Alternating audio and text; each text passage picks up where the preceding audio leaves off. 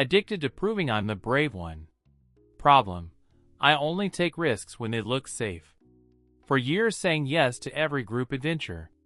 Always loudest when talking about fearlessness. Never the one who actually goes first. I hide my nerves under jokes and big words. Can't stand the thought of people seeing me hesitate.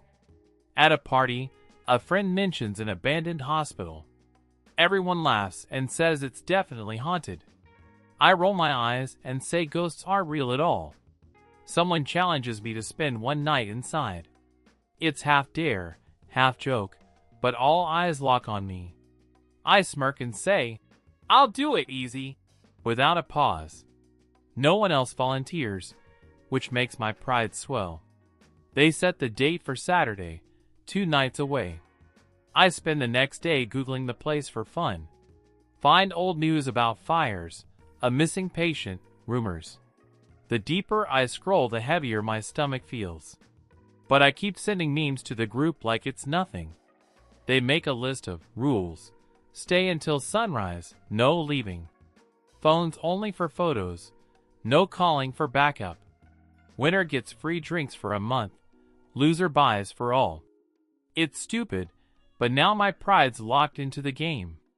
Night before the dare, I pack a flashlight and snacks. Tell myself it's just an empty building with bad lighting. I've done creepier things, at least that's the story I sell.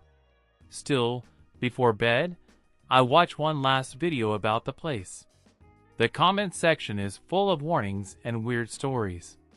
I close the tab with a laugh, but my hands feel a bit cold. Lying in the dark, I picture long empty hallways in my head. And I'm not sure if the shiver in my chest is from fear or thrill. Saturday night comes, and the air feels colder than usual. We meet near the edge of the property just before 11. The hospital looms in the dark, windows like black eyes.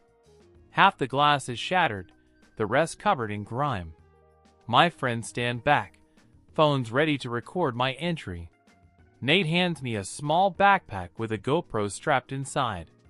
"Proof you stayed all night," he says with a grin on his face. I nod like this is routine, even though my chest feels tight. The front gates hang crooked on rusted hinges and creak loud. We push them open just enough for me to slip through sideways. The path is cracked concrete with weeds breaking through the lines. Every step crunches on debris and echoes into the still night. I glance back to see my friends already stepping further away. Their laughter fades fast, replaced by the sound of my own boots. The massive double doors at the front are chained and locked. I find a side entrance with a busted frame and slip inside. The air smells like mold, wet paper, and something metallic. My flashlight beam cuts through the dark in a narrow tunnel. Peeling paint hangs from the walls in curled yellow strips. Somewhere above me water drips slowly, steady and hollow. The sound seems louder than it should be in the empty halls. I take slow steps, trying not to kick up too much dust here. Every doorway I pass feels like it's hiding something inside. The temperature drops the deeper I move into the building. I reach a nurse's station with overturned chairs and broken glass. A file cabinet lies open with folders spilled across the floor. Most of the papers are soaked and stuck together in clumps. I kneel to look closer, spotting dates from over 20 years ago. One folder still has a name and a scrawled note about transfer. Before I can read more, a sudden bang echoes from the far hall. I freeze, heart racing, scanning with the flashlight in both hands. But the beam shows only more hallways stretching into the dark. I stand still, holding my breath until the echo fades away. The silence afterward feels heavier than the sound itself. I tell myself it's just the building settling in the cool air. Still, my grip on the flashlight tightens without thinking. I take a step toward the noise, the floor groaning under me. The beam of light shakes slightly as I keep my pace slow. The hallway smells stronger now, like rust and wet concrete. My shoes leave faint prints in the thin layer of dust below. At the far end, The corridor splits into two opposite wings. The left side is blocked by a collapsed ceiling section. Chunks of plaster and broken beams cover the whole floor. The right side stretches into darkness, with doors on each side. I pick the right wing, telling myself I'll loop back later. The first room is a small office with a rotting desk in place. Drawers hang open, empty except for scattered paper scraps. A shattered phone receiver lies tangled in its own cord. The next door is barely attached, leaning on broken hinges. When I push it open, it swings with a loud drawn-out creak. The room beyond is a patient ward with rusted bed frames. Some have stained mattresses still sitting under the dust. A single wheelchair stands in the center, turned toward me. I step closer and notice one wheel is missing entirely. The shadows in the corners seem thicker than the rest of the room. I scan them twice with the flashlight before backing out slowly. As I step into the hall again, something crunches under my boot.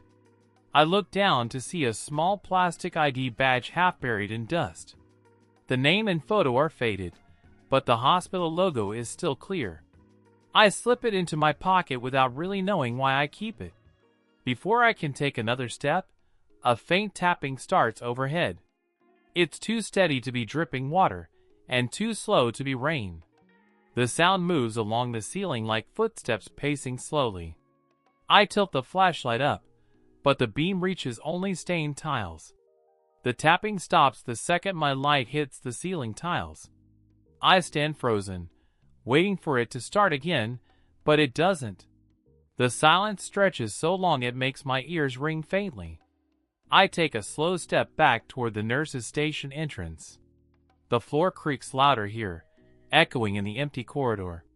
Halfway down the hall, I hear a faint metallic clink behind me. It's sharper than before, like metal on metal, not random noise. I turn fast, but the beam shows nothing except peeling paint. I force myself forward, telling my legs to keep moving steady.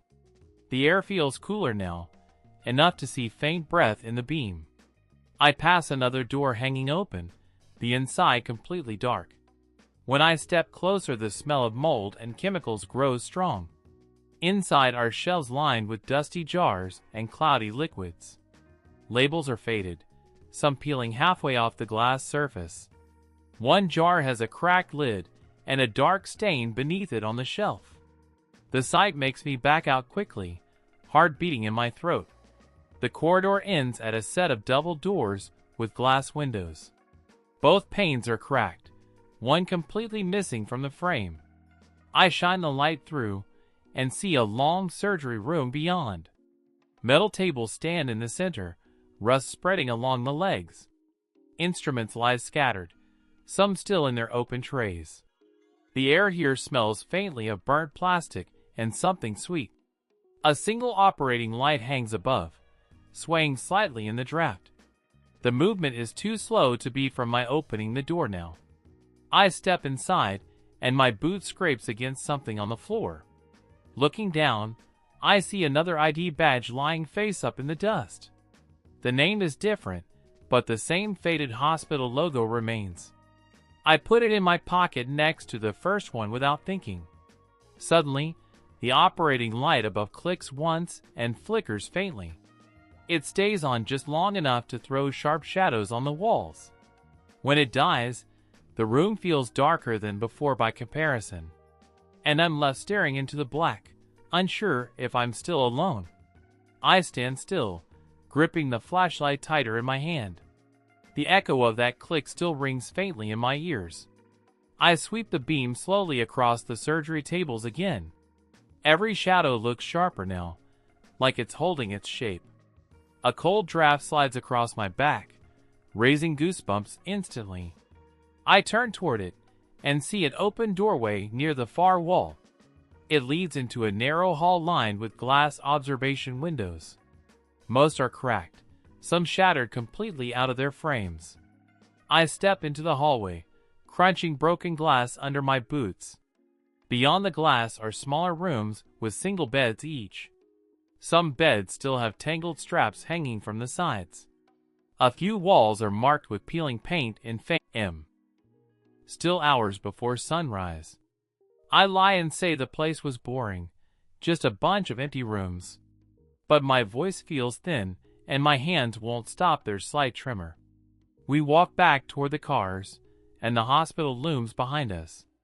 In the upper floor window, a faint yellow glow flickers twice.